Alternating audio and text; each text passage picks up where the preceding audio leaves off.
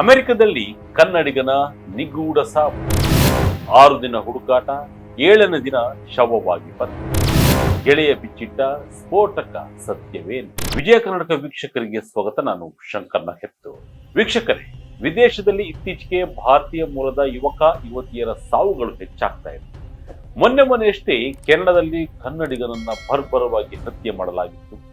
ಈ ಸುದ್ದಿ ಮಾಸುವ ಮುನ್ನವೇ ಮತ್ತೊಬ್ಬ ಕನ್ನಡಿಗನ ಪ್ರಾಣ ಪಕ್ಷಿ ಹಾರಿ ಹೋಯಿತು. ಹೌದು, ಉನ್ನತ ಶಿಕ್ಷಣಕ್ಕಾಗಿ ವಿದೇಶಕ್ಕೆ ಹಾರುವ ಸಾವಿರಾರು ಭಾರತೀಯ ವಿದ್ಯಾರ್ಥಿಗಳು ಕಣ್ಣಲ್ಲಿ ನೂರಾರು ಕನಸುಗಳನ್ನ ತುಂಬಿಕೊಂಡಿರ್ತಾರೆ. ಆದರೆ ವಿದ್ಯಾರ್ಥದ ಮುಂದೆ ಆ ಕನಸುಗಳು ಕೆಲವೊಮ್ಮೆ ಕಮರಿ ಹೋಗುತ್ತವೆ ಎಂಬುದಕ್ಕೆ ಮತ್ತೊಂದು ಸಾಕ್ಷಿ ಸಿಕ್ಕಿದೆ. ಅಮೆರಿಕದ ಕ್ಯಾಲಿಫೋರ್ನಿಯಾದಲ್ಲಿ 22 ವರ್ಷದ ಕನ್ನಡಿಗ ಇದ್ದಕ್ಕಿದ್ದಂತೆ ನಾಪತ್ತೆಯಾಗಿದ್ದ. ಇಡೀ ಕುಟುಂಬವೇ ಶಾಕ್ಗೆ ಒಳಗಾಗಿತ್ತು. ಕೊನೆಗೂ ಸಾಕೇತ್ ಶ್ರೀನಿವಾಸಯ್ಯ ಅವರ ಮೃತದೇಹ ಪತ್ತೆಯಾಗಿದೆ. ಕಳೆದ 6 ದಿನಗಳಿಂದ ಇವರ ಸುಳಿವಿಗಾಗಿ ಅಮೆರಿಕದ ಪೊಲೀಸರು ಭಾರತೀಯ ರಾಯಭಾರ ಕಚೇರಿ ಹಾಗೂ ಅಲ್ಲಿನ ಸ್ಥಳೀಯ ಸಮುದಾಯ ಹಗಲಿರುಳು ಶ್ರಮಿಸಿತ್ತು. ಫೆಬ್ರವರಿ 9ರಂದು ನಾಪತ್ತೆಯಾಗಿದ್ದ ಈ ಯುವಕ ಬರ್ಕ್ಲಿ ಹಿಲ್ಸ್ನ ಲೇಕ್ ಅನ್ಜಾ ಪ್ರದೇಶದಲ್ಲಿ ಶವವಾಗಿ ಪತ್ತೆಯಾಗಿದ್ದಾರೆ ಎಂಬುದು ಸ್ಯಾನ್ ಫ್ರಾನ್ಸಿಸ್ಕೋದಲ್ಲಿರುವ ಭಾರತೀಯ ರಾಯಭಾರ ಕಚೇರಿ ದೃಢಪಡಿಸಿದೆ. ಐಐಟಿ ಮದ್ರಾಸ್ನ ಹಳೆಯ ವಿದ್ಯಾರ್ಥಿ ಹಾಗೂ ಬರ್ಕ್ಲಿ ವಿವಿಯ ಸ್ನಾತಕೋತ್ತರ ವಿದ್ಯಾರ್ಥಿಯಾಗಿದ್ದ ಸಾಕೇತ್ ಸಾವು ಅಂತಾರಾಷ್ಟ್ರೀಯ ವಿದ್ಯಾರ್ಥಿಗಳ ಬದುಕಿನ ಕಠಿಣ ಸತ್ಯಗಳನ್ನ ಮತ್ತು ಮಾನಸಿಕ ಒತ್ತಡದ ಆಯಾಮಗಳನ್ನ ಜಗತ್ತಿನ ಮುಂದೆ ತೆರೆದಿಟ್ಟಿದೆ. ಹಾಗಾದ್ರೆ ಸಾಕೇತ್ ಸಾವಿಗೆ ಕಾರಣವೇನು? ಅವನ ಗೆಳೆಯರು ಹೇಳಿದ್ದೇನು? ಆ 6 ದಿನ ಆಗಿದ್ದೇನೆ? ಡೀಟೇಲ್ ಆಗಿ ನೋಡ್ಕೊಂಡು ಬರೋಣ ಬನ್ನಿ.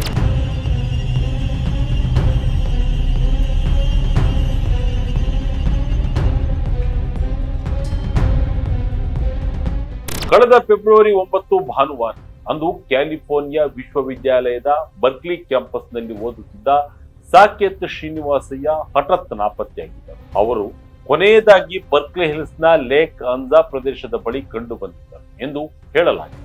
ಯಾವಾಗ ಸಾಕೇತ್ ರೂಮಿಗೆ ಮರಳಲಿಲ್ಲವೋ ಅವರ ಸ್ನೇಹಿತರು ಮತ್ತು ರೂಮ್ಮೇಟ್ಗಳು ಆತಂಕಗೊಂಡರು. ತಕ್ಷಣವೇ ಸಾಮಾಜಿಕ ಜಾಲತಾಣದಲ್ಲಿ ಮಾಹಿತಿಯನ್ನು ಹಂಚಿಕೊಂಡು ಸ್ಥಳೀಯ ಭಾರತೀಯ ಸಮುದಾಯದ ನೆರವು ಕೋರಿದರು. ರೆಡಿಟ್ ನಂತಹ ವೇದಿಕೆಗಳಲ್ಲಿ ಸಾಕೇತ್ ಪತ್ತೆಗಾಗಿ ಅಭಿಯಾನವೇ ನಡೆಯಿತು. ಪೊಲೀಸರು ತನಿಖೆಯನ್ನ ಚುರುಕುಗೊಳಿಸಿದಾಗ ಟೆಲ್ಡೆನ್ ಪ್ರಾದೇಶಿಕ ಉದ್ಯಾನವನದ ಸಮೀಪದ ನಿವಾಸವೊಂದರ ಬಳಿ ಸಾಕೇತ್ ರವರ ಬ್ಯಾಗ್ ಪತ್ತೆಯಾಗಿತ್ತು. ಆ ಬ್ಯಾಗ್ ನಲ್ಲಿ ಅವರ ಲ್ಯಾಪ್ಟಾಪ್ ಮತ್ತು ಪಾಸ್ಪೋರ್ಟ್ ಕೂಡ ಲಭ್ಯವಾಗಿತ್ತು. ಈ ಸುಳಿವು ಸಿಕ್ಕ ನಂತರ ಅಲ್ಲೇ ಹುಡುಕಾಟ ನಡೆಸಲಾಯಿತು. ಲೇಕ್ ಅನ್ಜಾ ಮತ್ತು ಬರ್ಕ್ಲಿ ಹಿಲ್ಸ್ನ ಕಾಡು ಮೇಡುಗಳಲ್ಲಿ ಪೊಲೀಸರು ಜಾಲಾಡಿದರು. ಆದರೆ ದುರದೃಷ್ಟವಶಾತ್ 6 ದಿನಗಳ ತೀವ್ರ ಶೋಧದ ನಂತರ ಶನಿವಾರ ಮಧ್ಯಾಹ್ನ ಲೇಕ್ ಅನ್ಜಾ ನೀರಿನಲ್ಲಿ ಸಾಕೇತ್ ರವರ ಮೃತದೇಹ ಪತ್ತೆಯಾಗಿದೆ. ಸಾವು ಖಚಿತಪಡಿಸಿದ ರಾಯಭಾರ ಕಚೇರಿ ಶೀಘ್ರವೇ ಪಾರ್ಥಿವ ಶರೀರ ತಾಯ್ನಾಡಿಗೆ. ಈ ದುರಂತ ಘಟನೆಯನ್ನ ಸ್ಯಾನ್ ಫ್ರಾನ್ಸಿಸ್ಕೋದಲ್ಲಿರುವ ಭಾರತೀಯ ರಾಯಭಾರ ಕಚೇರಿ ಅಧಿಕೃತವಾಗಿ ಖಚಿತಪಡಿಸಿದೆ. ಸಾಮಾಜಿಕ ಜಾಲತಾಣ ಎಕ್ಸ್ ನಲ್ಲಿ ಪೋಸ್ಟ್ ಮಾಡಿರುವ ರಾಯಭಾರ ಕಚೇರಿ ನಾಪತ್ತೆಯಾಗಿದ್ದ ಭಾರತೀಯ ವಿದ್ಯಾರ್ಥಿ ಸಾಕೇತ್ ಶ್ರೀನಿವಾಸಯ್ಯ ಅವರ ಮೃತದೇಹವನ್ನ ಸ್ಥಳೀಯ ಪೊಲೀಸರು ಪತ್ತೆ ಹಚ್ಚಿದ್ದಾರೆ ಎಂದು ತಿಳಿಸಲು ನಾವು ವಿಷಾದಿಸುತ್ತೇವೆ. ಈ ಕಠಿಣ ಸಮಯದಲ್ಲಿ ನಾವು ಅವರ ಕುಟುಂಬಕ್ಕೆ ಮತ್ತು ಪ್ರೀತಿ ಪಾತ್ರರಿಗೆ ತಮ್ಮ ಸಂತಾಪವನ್ನು ಸೂಚಿಸುತ್ತೇವೆ ಎಂದು ತಿಳಿಸಿದೆ. ಅದಲ್ಲದೆ ಮೃತದೇಹವನ್ನು ಆದಷ್ಟು ಬೇಗ ಭಾರತಕ್ಕೆ ಕಳುಹಿಸಲು ಬೇಕಾದ ಎಲ್ಲ ಅಗತ್ಯ ಕ್ರಮಗಳನ್ನ ಕೈಗೊಳ್ಳುತ್ತಿರುವುದಾಗಿ ಅಧಿಕಾರಿಗಳು ತಿಳಿಸಿದ್ದಾರೆ. ಸಾಕೇತ್ ಕುಟುಂಬದೊಂದಿಗೆ ಕಾನ್ಸುಲರ್ ಅಧಿಕಾರಿಗಳು ನೇರ ಸಂಪರ್ಕದಲ್ಲಿದ್ದು ಔಪಚಾರಿಕ ಪ್ರಕ್ರಿಯೆಗಳಿಗೆ ನೆರವಾಗುತ್ತಿದ್ದಾರೆ. ಇತ್ತೀಚೆಗೆ ಕರ್ನಾಟಕ ಸರ್ಕಾರ ಕೂಡ ಈ ವಿಷಯವನ್ನ ಗಂಭೀರವಾಗಿ ಪರಿಗಣಿಸಿತ್ತು. ರಾಜ್ಯ ಸರ್ಕಾರವು ವಿದೇಶಾಂಗ ಸಚಿವಾಲಯದೊಂದಿಗೆ ಸಂಪರ್ಕ ಸಾಧಿಸಿ ರಾಜತಾಂತ್ರಿಕ ನೆರವು ನೀಡುವಂತೆ ಕೋರಿತ್ತು. ಆದರೆ ಈ ಎಲ್ಲಾ ಪ್ರಯತ್ನಗಳ ನಡುವೆಯೂ ಸಾಕೇತ್ ಅವರನ್ನ ಜೀವಂತವಾಗಿ ಕರೆತರಲು ಸಾಧ್ಯವಾಗಲಿಲ್ಲ ಎಂಬುದು ಅತೀವ ದುಃಖದ ಸಂಗತಿಯಾಗಿದೆ. ಯಾರು ಈ ಸಾಕೇತ್ ಶ್ರೀನಿವಾಸಯ್ಯ? ಬೆಂಗಳೂರಿನಲ್ಲಿ ವಿದ್ಯಾಭ್ಯಾಸ. ಸಾಕೇತ್ ಶ್ರೀನಿವಾಸಯ್ಯ ಸಾಮಾನ್ಯ ವಿದ್ಯಾರ್ಥಿಯಾಗಿರಲಿಲ್ಲ. ಅವರು ಒಬ್ಬ ಪ್ರತಿಭಾವಂತ, ಅಕಾಡೆಮಿಕ್ ಆಗಿ ಅತ್ಯಂತ ಬುದ್ಧಿವಂತ ಮತ್ತು ಸಂಶೋಧನಾ ಮನೋಭಾವದ ಯುವಕನಾಗಿದ್ದರು. ಮೂಲತಃ ಕರ್ನಾಟಕದವರಾದ ಇವರು ಬೆಂಗಳೂರಿನ ಶ್ರೀವಾಣಿ ಶಿಕ್ಷಣ ಕೇಂದ್ರದಲ್ಲಿ ತಮ್ಮ ಪ್ರಾಥಮಿಕ ಶಿಕ್ಷಣವನ್ನ ಪೂರೈಸಿದರು.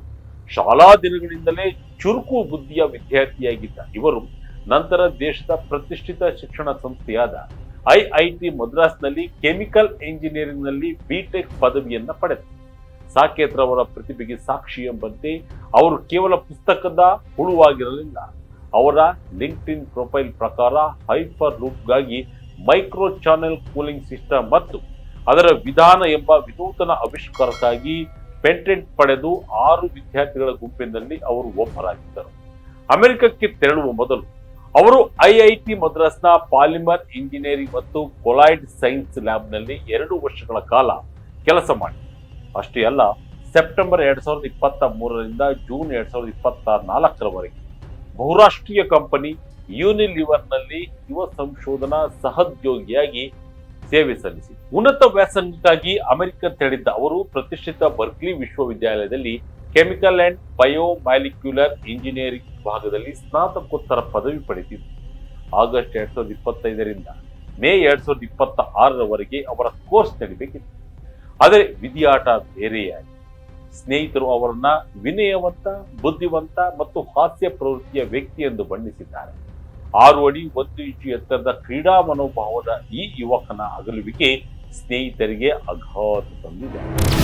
ರೂಮ್ಮೇಟ್ ಬಿಚ್ಚಿಟ್ಟ ಸ್ಫೋಟಕ ಸತ್ಯವೇನು? ಕನ್ನಡಿಗ ಸಾಕೇತ್ ಕೊನೆಯದಾಗಿ ಹೇಳಿದ್ದೇನು? ವೀಕ್ಷಕರೇ, ಈ ಪ್ರಕರಣದ ಅತ್ಯಂತ ನೋವಿನ ಸಂಗತಿ ಹೊರಬಿದ್ದಿದ್ದು ಸಾಕೇತ್ ರವರ ರೂಮ್ಮೇಟ್ ಬನಿತ್ ಸೀನ್ ಅವರ ಹೇಳಿಕೆಯಿಂದ.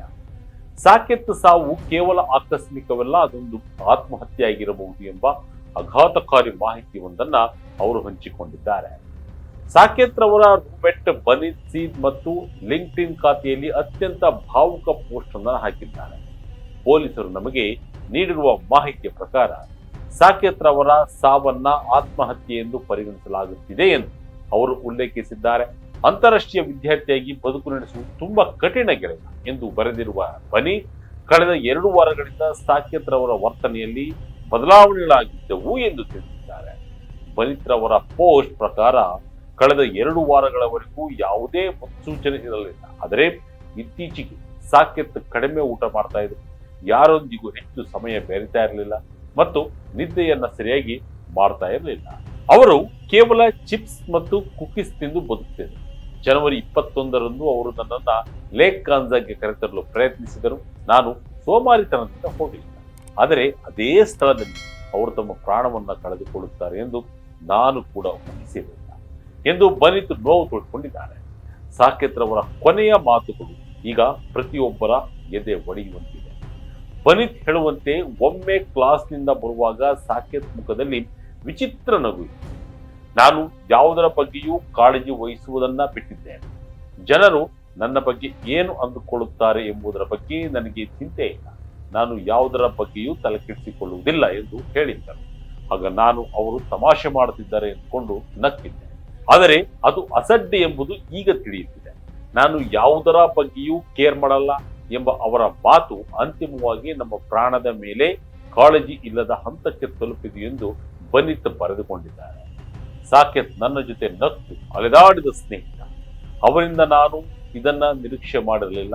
ದಯವಿಟ್ಟು ನಿಮ್ಮ ಸ್ನೇಹಿತರು, ಪ್ರೀತಿ ಪಾತ್ರರು ಹೇಗಿದ್ದಾರೆ ಎಂದು ವಿಚಾರಿಸಿ ಅವರ ನೋವನ್ನ ಆಲಿಸಿ ಎಂದು ಬನಿತ್ ಮನವಿ ಮಾಡಿದ್ದಾರೆ.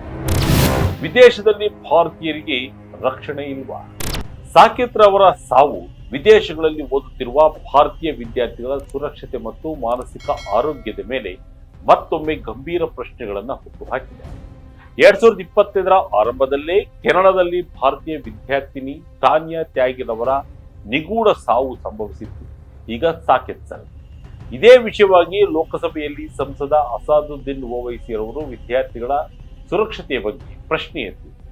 ಇದಕ್ಕೆ ಉತ್ತರಿಸಿದ ವಿದೇಶಾಂಗ ಸಚಿವಾಲಯ, ವಿದೇಶಗಳಲ್ಲಿರುವ ಭಾರತೀಯ ರಾಯಭಾರ ಕಚೇರಿಗಳು ವಿದ್ಯಾರ್ಥಿಗಳೊಂದಿಗೆ ನಿರಂತರ ಸಂಪರ್ಕದಲ್ಲಿರುತ್ತವೆ. ವಿದ್ಯಾರ್ಥಿಗಳು ವಿದೇಶಕ್ಕೆ ಬಂದ ಕೂಡಲೇ ಅವರಿಗೆ ಅಲ್ಲಿನ ಸವಾಲುಗಳು, ರಿಸ್ಕ್ಗಳು ಮತ್ತು ಮುನ್ನೆಚ್ಚರಿಕೆಗಳ ಬಗ್ಗೆ ಫ್ರೀ ಓರಿಯೆಂಟೇಷನ್ ಕಾರ್ಯಕ್ರಮವನ್ನು ನಡೆಸಲಾಗುತ್ತದೆ. ಕಾಲಕಾಲಕ್ಕೆ ಸುರಕ್ಷತಾ ಸಲಹೆಗಳನ್ನು ನೀಡಲಾಗುತ್ತದೆ ಎಂದು ತಿಳಿಸಿತ್ತು. ಆದರೆ ವಾಸ್ತವದಲ್ಲಿ ವಿದ್ಯಾರ್ಥಿಗಳು ಎದುರಿಸುತ್ತಿರುವ ಶೈಕ್ಷಣಿಕ ಒತ್ತಡ, ಒಂಟಿತನ ಮತ್ತು ಆರ್ಥಿಕ ಸಂಕಷ್ಟಗಳು ಇಂತಹ ದುರಂತಗಳಿಗೆ ಕಾರಣವಾಗುತ್ತಿವೆ ಎಂಬುದು ತಜ್ಞರ ಅಭಿಪ್ರಾಯ. ಒಬ್ಬ ಪ್ರತಿಭಾವಂತ ಸಂಶೋಧಕ, ಭವಿಷ್ಯದಲ್ಲಿ ದೇಶಕ್ಕೆ ಆಸ್ತಿಯಾಗಬೇಕಾಗಿದ್ದ ಯುವಕನೊಬ್ಬ ಹೀಗೆ ಅರ್ಧ ದಾರಿಯಲ್ಲೇ ನಿರ್ಗಮಿಸಿರುವುದು ನಿಜಕ್ಕೂ ದುರಂತ. ಸಾಕೇತ್ನನ್ನ ಕಳೆದುಕೊಂಡು ಕುಟುಂಬ ಈಗ ಕಣ್ಣೀರ ಕಡಲಲ್ಲಿ ಮುಳುಗಿದೆ. ವಿದೇಶಿ ಬದುಕು ಮೇಲ್ನೋಟಕ್ಕೆ ಬಣ್ಣವಾಗಿ ಕಂಡರೂ ಒಳಗಿನ ವಾಸ್ತವ ಕಠಿಣವಾಗಿರುತ್ತದೆ. ಗೆಲುವಿನ ಬೆನ್ನೇರುವ ಭರದಲ್ಲಿ ಬದುಕನ್ನೇ ಕಳೆದುಕೊಳ್ಳಬಾರದು. ಪೋಷಕರು ಮತ್ತು ಸ್ನೇಹಿತರು ಪರಸ್ಪರ ಸಂವಹನ ನಡೆಸುತ್ತಾ ಮಾನಸಿಕ ಆರೋಗ್ಯದ ಕಡೆಗೆ ಹೆಚ್ಚಿನ ಗಮನ ಹರಿಸಬೇಕಾಗಿದೆ. ಇನ್ನಾದರೂ ಇಂತಹ ದುರಂತಗಳಿಗೆ ಬ್ರೇಕ್ ಬೀಳಬೇಕಿದೆ. ಮೃತರ ಆತ್ಮಕ್ಕೆ ಶಾಂತಿ ಸಿಗಲಿ, ಅವರ ಕುಟುಂಬಕ್ಕೆ ಆ ನೋವು ಭರಿಸುವ ಶಕ್ತಿ ದೊರೆಯಲಿ ಎಂಬುದೇ ಎಲ್ಲರ ಆಶಯ. ಇದಾಗಿತ್ತು ಈ ಕ್ಷಣದ ಅಪ್ಡೇಟ್. ಇದೇ ರೀತಿಯ ಅಪ್ಡೇಟ್ಗಳಿಗಾಗಿ Vijaya Karnataka website, YouTube page, Facebook page follow ಮಾಡ್ತಾ ಇರಿ. ಧನ್ಯವಾದ.